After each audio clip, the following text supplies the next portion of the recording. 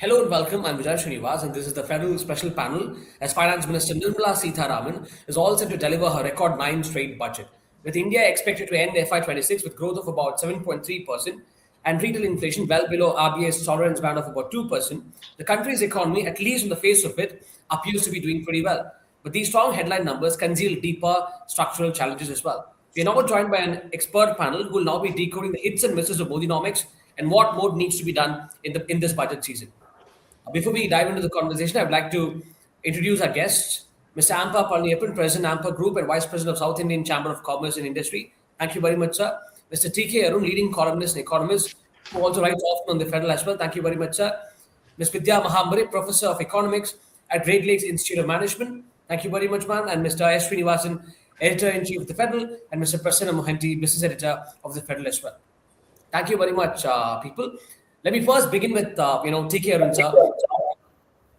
The budget 2025, had close to, the Union government had to forego about 1 lakh crore because of the tax cut, the direct tax cut that Nirmala Sitharaman had proposed, which is an attempt to spur consumption in the economy, which is the biggest driver of the India's GDP, with over 60%, the annual economic survey had pointed out yesterday. But if you really look at the consumption numbers, well, I think it is certainly been below the GDP growth. So does this suggest that tax cuts alone cannot revive demand, and the economy needs something just beyond tax cuts? Absolutely. And this was anticipated by people like me. The elasticity of demand, the demand elasticity of growth is actually just about 1.2 or so in India. This is an estimate by the National Institute of Public Finance and Policy. So to expect that by giving some tax cuts, you'll be able to stimulate growth without reviving stalled investment was just a mindless hope. So that has not been realized. So I think what this budget needs to realize is that despite the seemingly high growth numbers that have been churned out recently, the economy is still in a bad shape. The investment as a proportion of GDP, that is gross fixed capital formation as a proportion of GDP, has been stuck below 30% since 2014. Only in 1 year, in 2022-23, did it cross 30 to become 31.2. Whereas we need this to be at least 35% of GDP for growth to sustain in the medium term. And this is a key to boosting growth, stimulating investment and not just stimulating demand. Demand will follow. Investment is the leading sector of the economy. And private sector capacity utilization has been again stuck below 75% for many years. If your capacity utilization is below 75%, why should private industry invest in adding capacity? They will not. So the only area where the private sector can actually invest is in the infrastructure. Now, in the last budget, the government said that they will announce a public-private policy for investment in infrastructure. But that announcement wasn't followed by any policy creation or policy articulation. So this is a prime responsibility of the budget to announce PPP schemes separately for separate sectors of the infrastructure. Second, it would be wrong for the government to consider very severe fiscal correction in this budget. The overall size of the budget is not something that many people pay attention to. But I think the budget should be at least 15% of GDP. That is low by global standards. The size of the government in India is constrained by the ability to mobilize taxes. For the center and the states combined, we collect around 17% of GDP as tax. Then we have some 2-3% of non-tax revenue, and we borrow another 7-8%. And that is the total ability of the center and the states combined to spend. Now, the states actually outspend the center, but the center should at least try to stimulate the growth process by spending collectively at least 15% of GDP, revenue and capital expenditure combined. Within that, it can try to increase capital expenditure. So this is my basic minimum expectation from the budget. Let me bring in Srinivasan sir here. So, we had the GST cuts as well. The Prime Minister called it a Diwali bonanza, but even that hasn't had a profound impact to sort of kindle consumption. Even though we did see SUV sort of being sold at large. Lots of in the rural consumption has gone up, but the broad based output hasn't really come in. How do you look at that? Yeah, like TK pointed out before me, I mean, these are all very well known problems. But you see, it's not just GST, they're also cut, what they call as sin goods. Some of the taxes were raised there. So, That's but right. what is happening currently is both the revenues are not picking up. That's one problem. That the way they expected that the revenue would pick up, the tax base will increase, and there'll be further revenue, and also consumption will pick up. None of that has happened to the levels which they estimated. But the overall, the economy, the survey, what came out economic survey yesterday is extremely optimistic. It says that we have crossed the, Goldilocks or 7% That's right. Yeah. threshold, which is required. In fact, we require No much inflation higher, hike. 8 to 10% to become what they call as Viksit Bharat, or at least to become a decent middle income country. But all these expectations are all, a very rosy picture, but in reality, it's not happening. I think one of the essential thing here is the capital spending, which again they said they've done, the infrastructure push, moving away from spending on public sector. They attempted that also, and last year it was about 3.1% of GDP spending on infrastructure. Again, this time again they may spend more. But the real issue, it is turning out to be none of these measures are actually yielding results on the ground. I think that's an essential thing. Basically, it is all coming down to how they're able to implement these issues. That's what I would say. Professor Vidya Mahamri, your take on this? Yeah, on the consumption side, if we go by all the experience that we have, people respond to when they increase consumption. When they think their permanent income rises, that is when they increase their consumption. When we give tax cuts, that is just one-off measure. It just happens once time. So people tend to save. If we go back to 2007-8 crisis, different countries gave stimulus in different fashion. Countries such as US did give one-time tax rebates. Not even one-fifth of that went into consumption, because rationally people save that money if they are not sure about their wage growth, if they are insecure about their income stability. What happened that time in India? It so happened that same time six-pay commission got implemented. Right? So when you got six-pay commission implemented, happened to have at that time, people's permanent income rises, and public sector still accounts for quite a bit of formal sector employment in India. So when their permanent income rises, permanently salaries are increasing, and I'm not at all suggesting we should increase, in that manner. But I'm just saying, unless there is, some indication that incomes are going to increase, people will save one of, boost that they get due to the tax cut. Secondly, how many proportion of households really paid income tax in India, direct income tax, right? So that means for majority of the people, these direct income tax cuts do not make any difference, because a lot of employment is still in the informal sector, right? So that's where the marginal propensity to consume is much higher. For relatively rich, marginal propensity to consume is not high. Most of their needs are already met, so they will do little bit of discretionary spending extra. But otherwise, it is the income levels and income stability, wage growth, in real wage growth, not nominal wage growth. Real wage growth is almost not increased at all, real wages in some time. So without this, significant increase in real consumption growth is always going to be difficult. That's right. Okay, so I wanted to focus on the point that TK Arun sir made. It's about that this has been a pain point of the economy for a pretty long time. The private investment is not coming in. The capacity utilization is somewhere in the mid 70s. I want to take this question to Mr. Ampa Parniyappan. So the 2019 corporate tax cut, the subsequent the production linked incentive kind of schemes and all that. These are meant to trigger a private investment cycle, but instead corporate profits have surged. In fact, the economic survey also pointed out that the corporate is sitting on a pile of cash. Why has India Inc. failed to respond to tax cuts and subsidies with higher investment? When will they even do that? Thank you very much for having me on the program. See, I would like to take the optimism in the economic survey further, because I think 7.3% for 2026, and I think as Mr. Srinivasan said, we have to be higher than that, between 8 and 10, to reach the Viksit Bharat target. So I think see, we have to give time to the economy. I don't think there's any instant medicine, according to me, from the business point of view. I think we have to work on a 5-year horizon. I think the first horizon can be 2030, and the next can be a 10-year horizon, 2035, and then the 2047 horizon.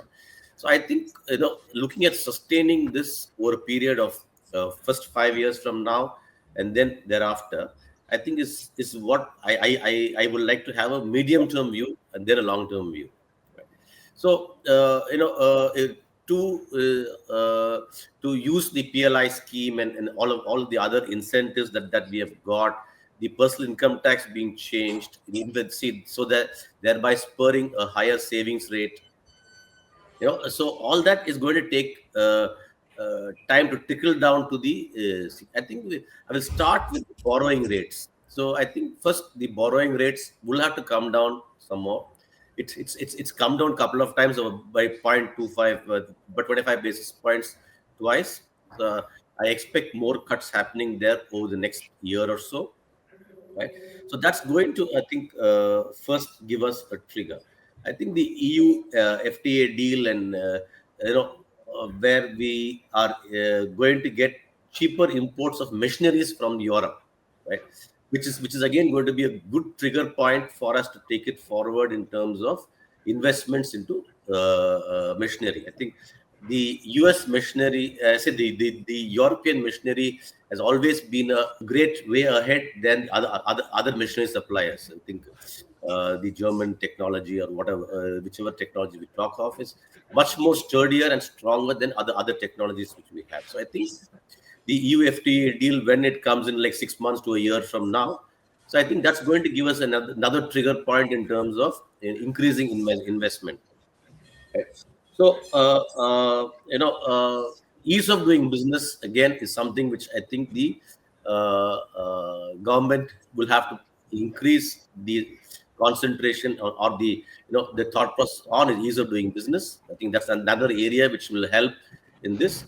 So I stay bullish in terms of this, but I will give it the time. I'll give it the horizon of 5 years for the first 5 years, and then thereafter. That's where I stand. All right, so let me bring in the Federal Business Editor, Mr. Prasanna Mohanty, who's also written a piece, a very sharp piece on this. He's talked about Nirmala Sitharaman when she said, the Hanuman is not flying. So Mr. Mohanty, would you agree with what Mr. Ampapaliyappan is saying? Maybe we should give it some time. In a couple of years, maybe a private investment will kick in. And we've just signed about the EU-India FTA right now. If you look at RBI and Finance Ministry's monthly bulletins, they have been saying this for 10 years, and it has still not revived. It still remains low and below par. So to wait for another 5 years, 10 years doesn't make any sense, because unless the ground reality is changed, like TK pointed out about capacity utilization, it remains at 75. I mean, that is on the higher side. For most part of the decade, it is below that. And we had good investment when it was about 80% or more. That was around FY 10, 11, 9. That was the period. So the other thing is, apart from capacity utilization, which reflects poor consumption demand, you also need to have that part in mind, that why this capacity utilization remains low. Because consumption demand is low. Why is consumption demand low? Because income levels are low. One of the speakers said real wage growth is was 0.5% in FY27. This is SBI research report. And before that, it was negative for the previous 3-4 years. So you don't have wage growth. Quality jobs are not growing. Income levels are not going up.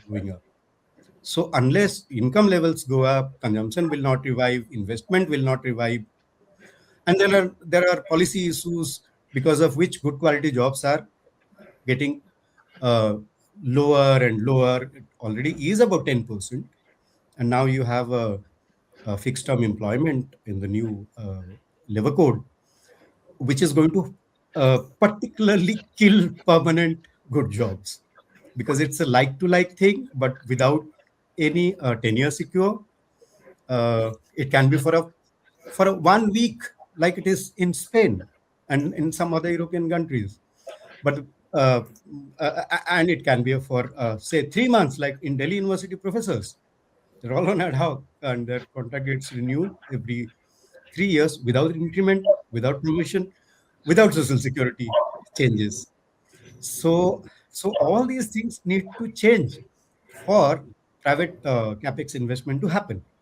And if you look at past couple of months, you had CMI report saying that for 3 consecutive quarters, private capex pulled out 14.5 lakh crore. That was in September quarter, and it crossed the pre-pandemic FY19 level. Then you had another report saying that foreign companies pulled out 2 lakh crore of investment. So why are they pulling out investment? I mean, they have these are the investments which have been cleared by banks. I mean, loans have been sanctioned. These are institutionally approved. So what does it mean if you are pulling it out for say 4 quarters, 1 year? It means, and at the same time, your investment abroad by the Indian Inc. OFDI is rising. It's gradually rising. So, which means that India Inc. doesn't have faith in our growth momentum keeping up, or even in the current growth rate that we show. So it reflects they have no faith, and there is no need because of low consumption demand and consequently capacity utilization. So I don't think it would be fair to put all the burden on private capex without putting your house in order. That is Okay. income level, raising I think, income level. I think Vidya Mahamari wants to comment. Ma'am, please. Yeah, so I just want to add, means in addition to domestic consumption, which I agree with all the points that have been made, uh, private players essentially invest for the expected future return. And expected future returns are going to depend on, as has been already said, either on the domestic demand or on the export demand. Now, economic survey itself is saying the best case scenario for this year is as business as usual in 2025, which wasn't great. The second scenario it is putting out is more protectionism, and third scenario is there is a tail risk of very severe shock because of the extreme investments in AI and so on. So if you see all the scenarios on the global side that have been panned out, uncertainty is simply rising. So when the uncertainty is rising on the global side, even though notwithstanding the EU and the deal which has happened, nonetheless there is huge level of uncertainty on the global side. And on the domestic side, the domestic consumption is household consumption is not rising. So it seems perfectly rational right now for the private businesses to hold on and see what's likely to happen, because once the large investments are made, they are irreversible. Large part of it is irreversible, especially manufacturing.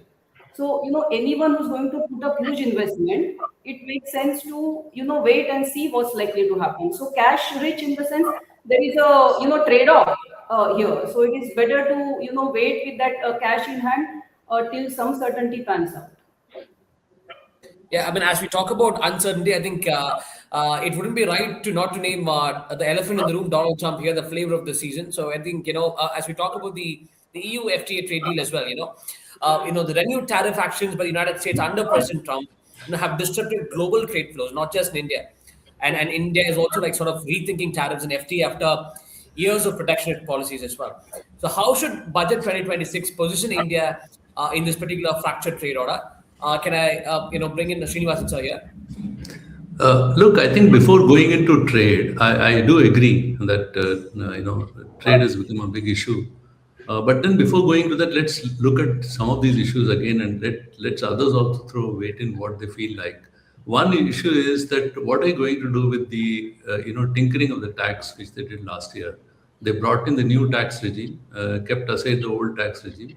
The entire effort was done thinking that, because this is important, because most middle class people will be keenly watching this budget from a tax angle. That's what the general population does.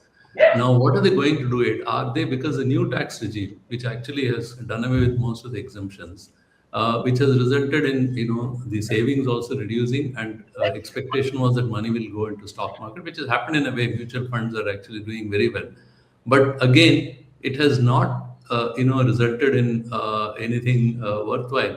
So are they going to continue with this? Because the old tax regime, they're more or less, they're saying that we are not going to continue, but they haven't ended it as well. But so what is going to be really on the tax front? Because personal income tax is what most people look for in the budget. I mean, that's the first thing they look for.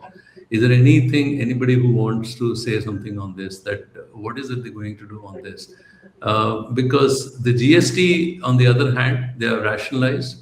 And in fact, it has helped in a way the center also, because this is the last year they'll be also ending the GST compensation fee. So they'll be saving some money there. That's all they're getting from that. But overall, despite doing this, again, the other issue which concerns people largely is inflation. Inflation is down at 1.8%, but perhaps the problem here is the cost of living more than inflation. The other issue is that it is affecting farmers, because I think almost all the prices in the market are actually below MSP of most item, because the inflation is down.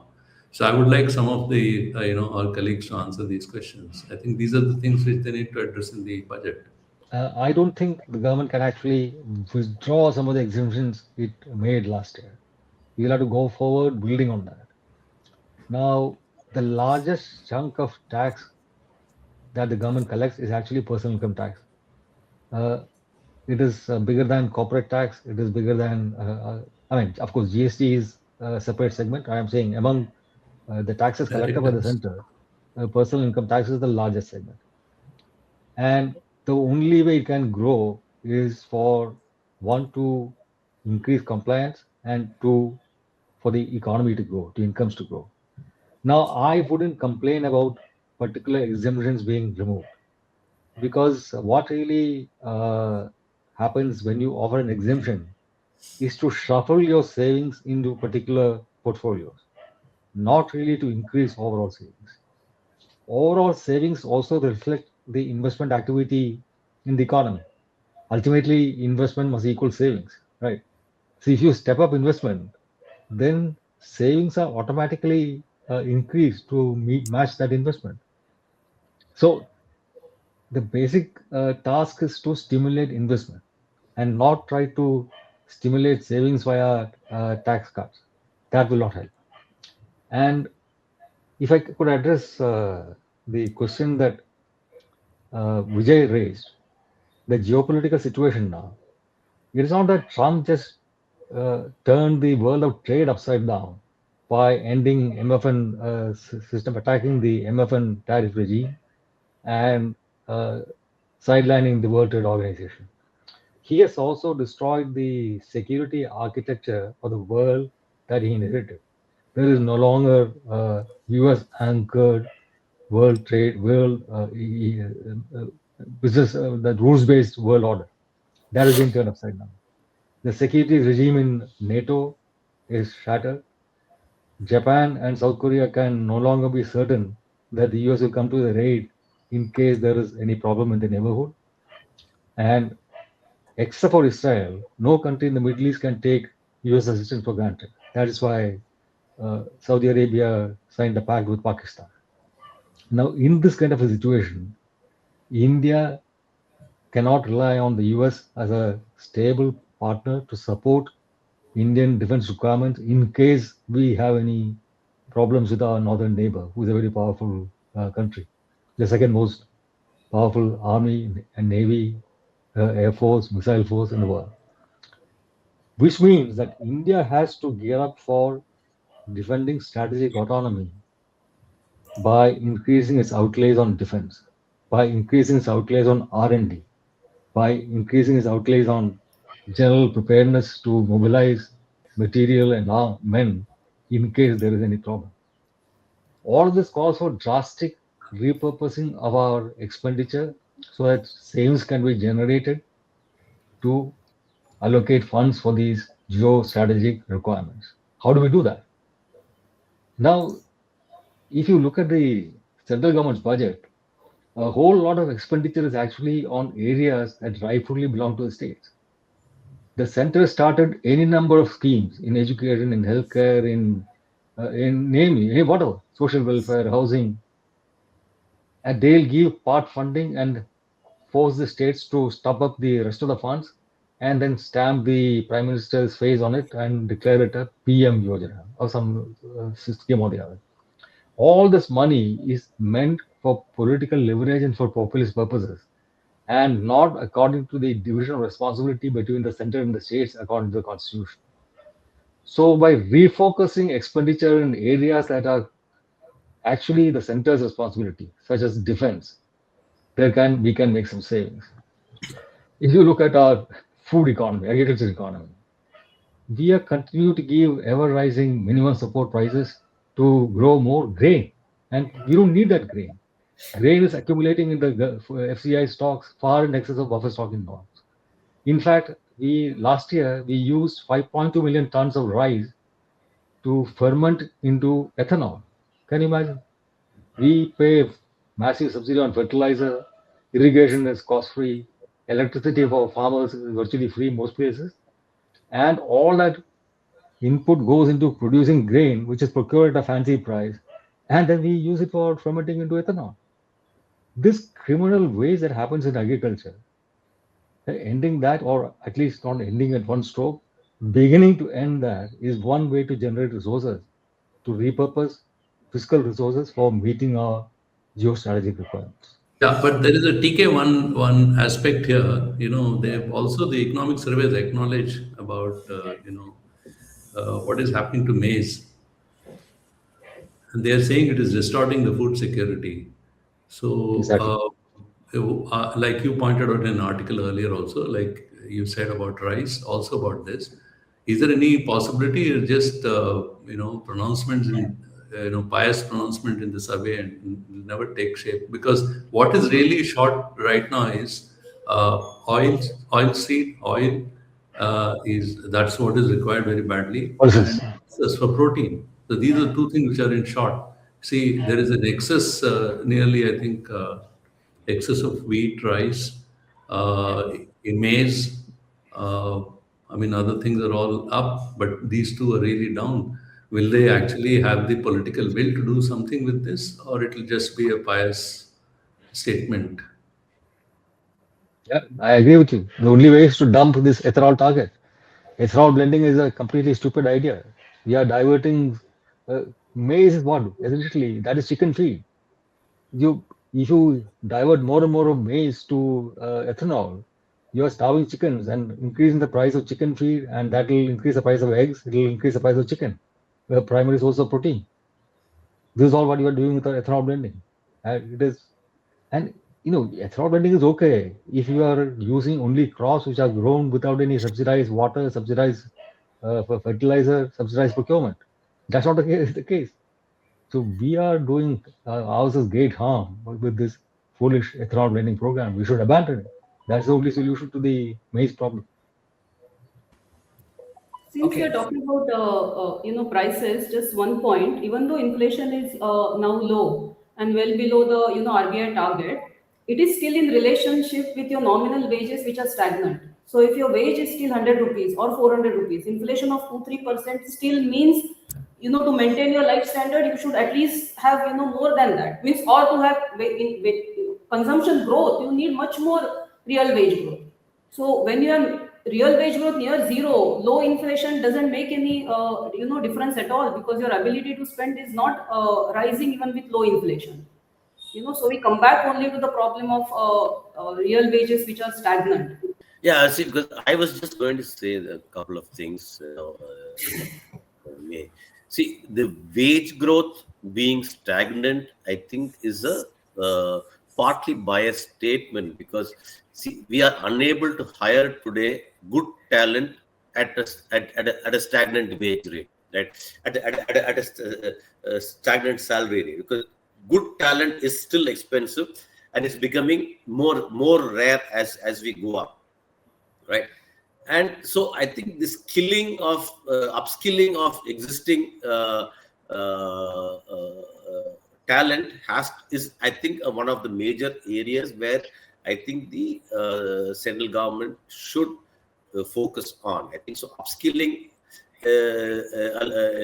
has to be focused. I think talking in terms of because we are willing to pay any amount of money for good talent today, right? So, but the talent is becoming scarce. That's one part of it which I wanted to say. The other part of it was investment, where we talked with investments. I think all lending institutions today are flush with funds, whether it's a private AIF or banks or private banks or whatever. So I think they want to lend to good corporates at this point of time, and corporates are not borrowing as much as the other people have said. So I think so that's something which the Trump is again causing further doubts in people's mind as to what at least the next 2 to 3 years is going to be. Okay, so that's also holding back investments by various corporates, right? So the right balance of that is what we have to work towards too. Talking of defense expenditure, definitely yes, I expect the infrastructure expenditures and the defense expenditure to go up in this budget significantly. I think our reliance on self-reliance on defense is going up with various partnerships. So I expect at least a 40 to 50% increase in defense budget this year than what was in the previous year. So that's something which I expect definitely to go to and I also expect a good amount of that being portioned off for private investments in India, right? So say that is where in 3 to 4 years time, the export of defense also will be a major area which I see there'll be a great focus on. So these are a few points we wanted to add to what was the TK raised the federal issue. It's basically division of labor between the state and center. It's significant, very, very important. There are two things which are going to perhaps happen. One is the Finance Commission report, FC16. The report has been submitted to the president. It's been given to the government. Probably it has to take some form in this budget. So how it is going to affect this budget, what kind of transfer is going to happen to the states? Will there be any provisions for them? Because already the grants are all, on the downward as far as the states are concerned. So that's one issue. Second is this, I think Prasanna would like to speak on this unconditional cash transfers with which they have hit the states very hard. The reality of it, as you see it, because the consumption in some of the states, at least in Bihar, more than 50-60% comes out of these direct transfers. That's what the cash is in hand. And the economic survey itself expresses worry and says that it's actually reduced women labor participation too. So I mean, it's not that states are only, majority of states are with the central government. There are only a few opposition ruled state governments.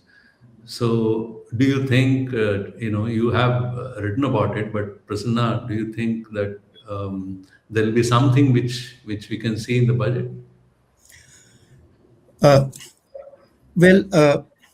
The irony is economic survey officials or finance ministry officials who write economic survey, they know very well that this unconditional cash transfer was pioneered by the center.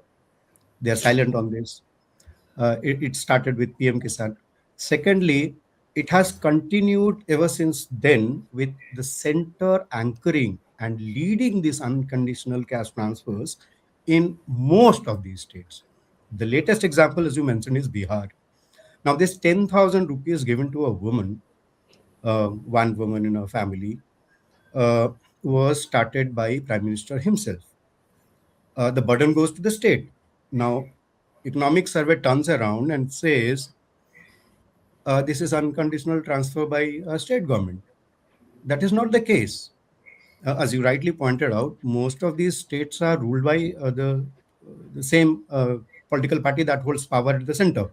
In Maharashtra, in Haryana, in Madhya Pradesh, in Chhattisgarh, in Rajasthan, all these unconditional cash transfers it comes with Modi's guarantee at election time. And Modi himself takes to public rallies and declares that. So to blame states is absolutely untenable. Secondly, yes, they have this problem of, like economic services, committed expenditure is about 62% of their total revenue. Now, that is because almost entire taxing power or power to generate resources is with the center. All direct taxes with the center, and most indirect taxes, except on petroleum products and alcohol for human consumption, are with the states. The rest are submerged in GST. So states have very little power to raise resources for their own expenditure. Now, coming back to your first point about new tax regime. Now, the new tax regime without exemptions and incentives began with the corporate tax in 2019. And later, the same thing happened for personal income tax. Now, we announced a big relief in income tax in the last budget, but look at the impact. From April to December, growth in direct taxes, that is corporate tax, mainly corporate tax and personal income tax. There are other smaller elements. Has fallen down. The growth in direct tax collection has fallen down to 4% from 16% in the corresponding previous fiscal. This is one point to flag, which means that your new tax regime is not resulting in higher collection growth. The second part is this corporate tax. Now, if you look at 10 previous budget documents, maximum effective tax is on companies with a declared profit of 0 to 1 crore. I'm talking about the FY23, for up to which the last year's budget gave the. In this case, from 0 to 1 crore profit making PBT, companies were paying effective tax rate of 19%. It progressively falls down, effective tax rate, and when it comes to over 500 crore of PBT, it is 19%. And what does budget document explain why this anomaly? It says the larger profit-making companies are probably taking advantage of the exemptions and incentives, which explains lower effective tax rate. But that also points out to the failure of the new tax regime in which taxes were lowered on the condition of no exemptions and no incentives. So how is that 6 years later you have corporates taking those advantage of those incentives and exemptions and paying lower tax? And at least for 10 years, I can tell you that is the case. So which means that tax regime is not benefiting. Tax base has increased a little, but I did a quick calculation and saw, say in personal tax, it's only about 1.6% of the population which actually pays tax. Overall, it is about 3 to 4%, but most of them are zero filers. So this tax regime is not working. It's obvious from budget documents, economic survey data. I want to bring in TK Arun as well here, and this, this is something about the fiscal consolidation. The government has been sticking to its last year's fiscal deficit target of about 4.4%, sticking to the fiscal glide path. During the pandemic, it was about 9% there. So, but where should budget 2026 draw the line? Should it continue to focus on fiscal consolidation or ease a bit to create headroom for growth? We should allow growth to achieve fiscal consolidation rather than cutting the budget numbers right now. Our primary deficit is right now down to 1% of GDP. So that's okay. We needn't shrink it any further. Our goal should be to let the economy grow. And for that, the size of the budget, overall budget, should be increased to at least 50% of GDP. And for that, if you need to incur some additional borrowing, it's okay. That borrowing will be more than serviced by faster growth if the money is used to incentivize investment. For that, I said, the only place the private sector can actually invest is in infrastructure, not in their own capacity. And for that, you need to create the policy framework which will allow the private sector to invest in infrastructure. You see, every year, I mean, the demand for office space in big cities is going up. Rentals are going up. That's the only thing that is going up. And that is driven by global capacity centers and the demand for quality office space. So we need more towns. We need more towns where cheaper office space can be built, and nobody is building them. No, all the funds allocated for building new towns is going unutilized. There needs to be careful planning on zoning and freeing up land with the help of farmers to ensure that we have new urban spaces being built. Without that, the economy cannot grow. And just looking at tax rates will not actually help. All right. Srinivas, would you like to add something on the fiscal deficit front? Yeah, I think they have been doing fiscal consolidation for last 5 or 6 years, and they've brought down to around 4 point. This time, I think the target is around, I think 4.1. Yeah. So the really question is that do they need to do more, or they need to ease a bit and raise funds, because the debt this payment is also going to balloon a bit, because a lot of bond payments are all due this year. So the bulk payment is also there, and so they have to do that. I think they can globally, if you see that they have actually pretty much more debt is being used, I think they can relax a bit, and they have very good forex reserves also, which is basically 1 year's, which is actually more than what is required. I think they can take this call. Maybe they can go easy on this. The inflation is also good, so I think they can do that. Okay. I also wanted to bring in Just Mr. a slightly contrary view. I totally agree in terms of we needing more investment in infrastructure, especially on the urban side. Totally with that, but I'm not sure we should relax on fiscal consolidation. It is just the composition of government spending that needs to be, they have changed it somewhat, but it needs to be much more in favor of capital expenditure than revenue expenditure, rather than just increasing the fiscal deficit to GDP per se. So it's more perhaps about how they increase capex in infrastructure, and as rightly pointed out, how they incentivize private sector to take stake in that. All right. Okay. Point taken, ma'am. I will add one point here. Yeah, sure. After this pandemic, changes in the way fiscal policy was handled and borrowings happened, etc., IMF carried out a study, global study of, I don't exactly remember, but it was about 100 countries or something. And they found that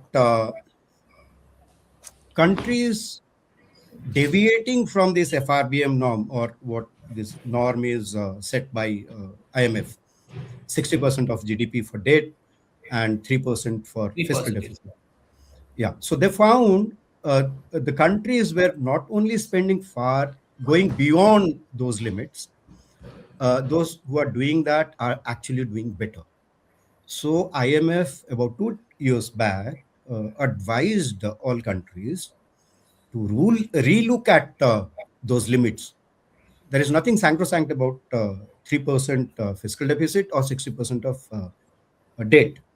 But the point that TK was making was perfectly sound. Stiglitz, the Nobel laureate Joseph Stiglitz, said that after the pandemic, that you need to spend more, if need, by borrowing, so that growth happens, and then you get higher revenue, uh, financial resources to invest rather than go for fiscal austerity, which would be very foolish and counterproductive.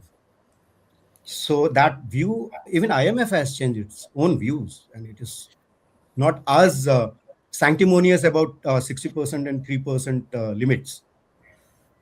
Yeah. All right, sir. I, You I know, also India agree. can, India should, Yeah, I also agree that I don't expect the budget to go for the 4.1%. Maybe they will look at somewhere in between the 4.4 and 4.1%. I think the investment focus will definitely call for that. okay. Okay. Mr. Ampa, I also wanted to, focus a little bit on the artificial intelligence. The economic survey also had a separate chapter on that.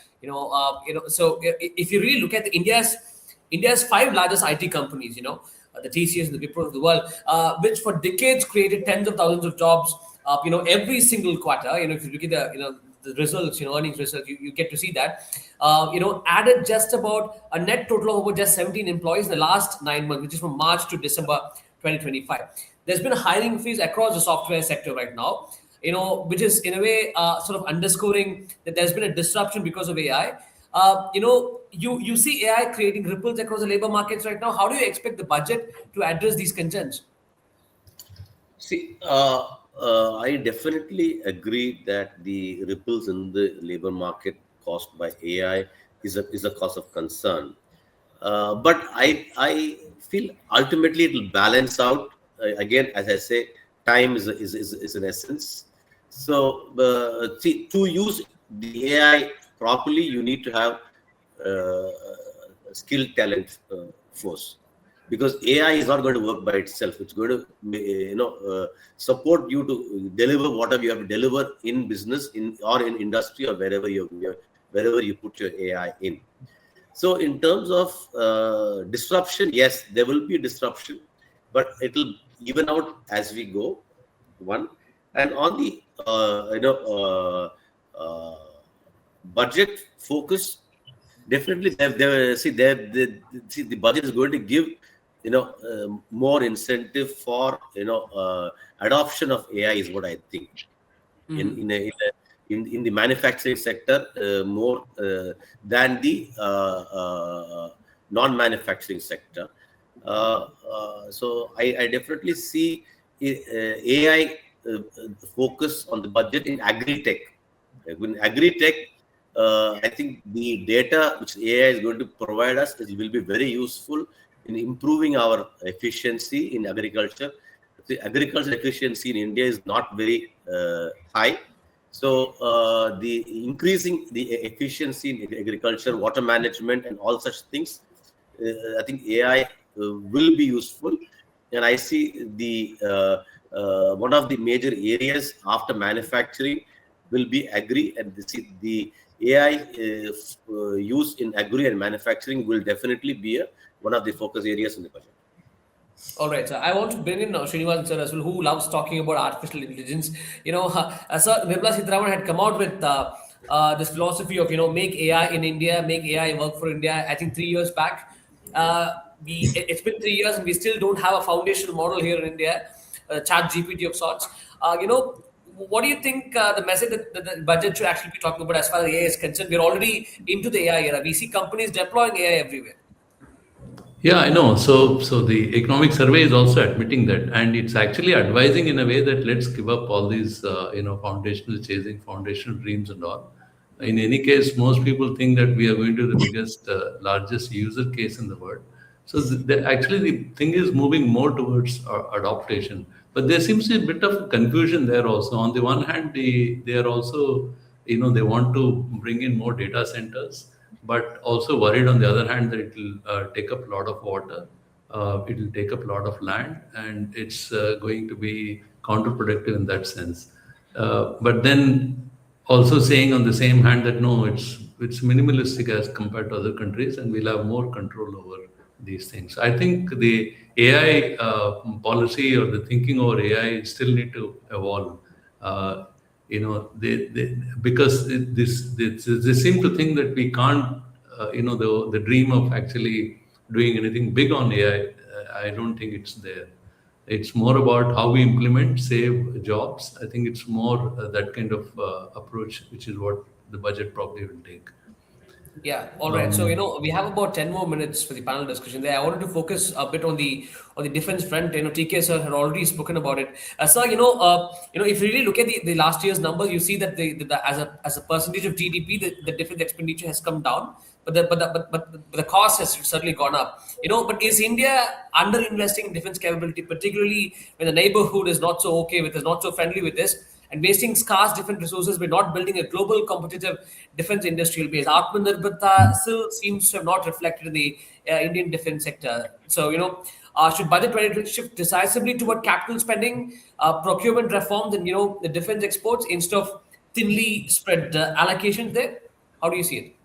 Yeah, I would actually disagree that we are not doing enough on defense indigenization. This is one of the few areas where actually we have made some progress under this government.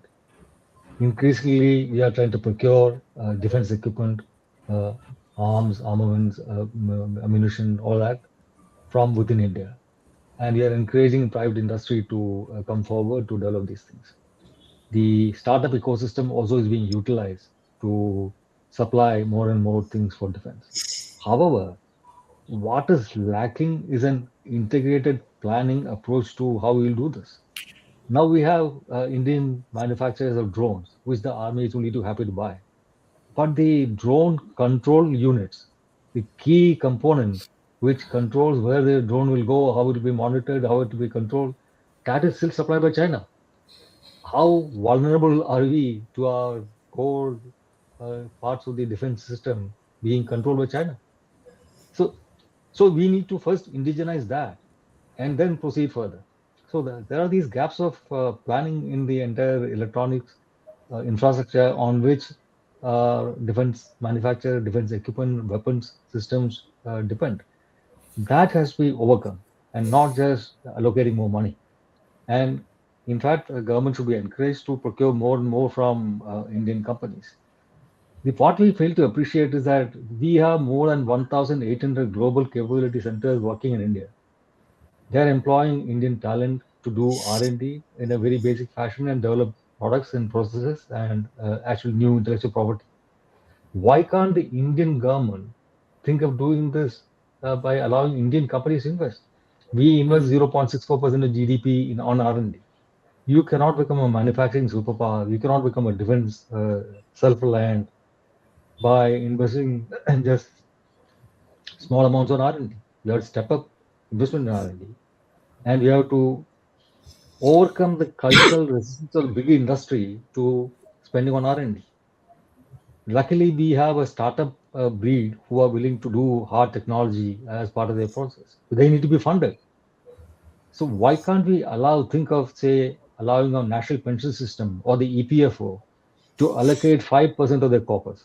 Only those who are willing, the subscribers to these pension retirement savings schemes, if they are willing to allocate 5% of their funds to large venture funds which will invest in hard tech R&D or startups.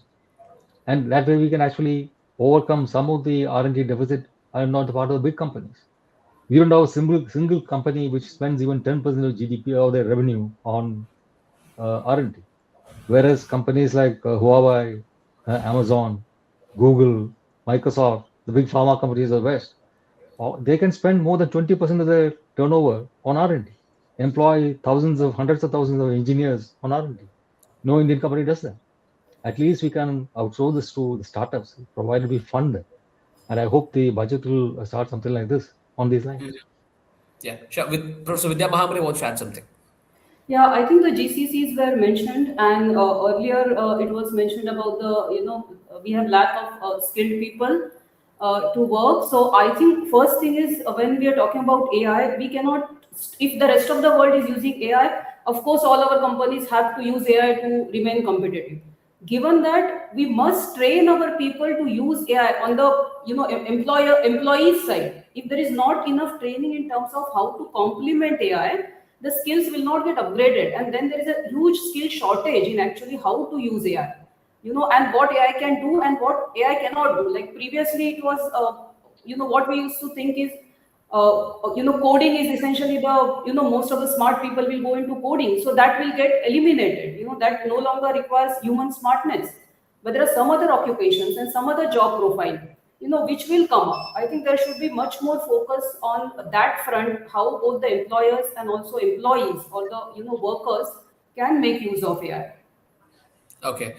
As we just have about another 3 to 4 minutes there, so we can just have one roundup of thoughts on this, on the Union Budget 2026. What are you expecting? One focus area each one can actually say from Madam Finance Minister. Let's start with Prasanna Mohanty. Quality jobs, quality jobs, quality jobs. That will solve 90% of your problem. All right. So, Professor Vidya Mahamri. No one can disagree. Ultimate objective is increasing quality jobs. But first thing, from the short-term viewpoint, not to return to more blanket protectionism, especially on the intermediate input, because rest of the world doing it. We need to remain competitive. So that and the composition of government spending much more on the capital spending side. Okay. All right. TK Arun sir. Yeah. Apart from the things I've said in the past, I would like to say that the budget should actually fund the creation of a foundational model, indigenous foundational model. While it is important to utilize existing AI models by other countries, we also need to have our own model if we are to be truly strategically autonomous. Suppose tomorrow the Trump says no technology company based in the US using US technology will be allowed to sell their AI foundational models to be used in India. What will happen to India? Should we use Chinese models?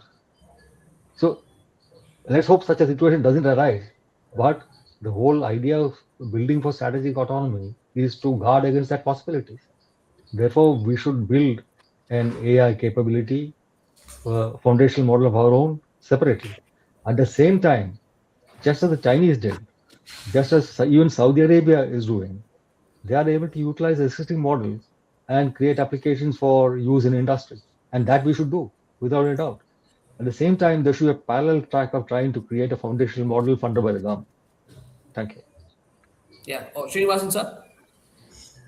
I think first thing is, I mean, we haven't spoken about it. The government should start providing reliable data, because most economists most of the time are raising doubts over what the numbers they've been given. So I think it'd be a good thing if they just start with that they start giving more reliable data.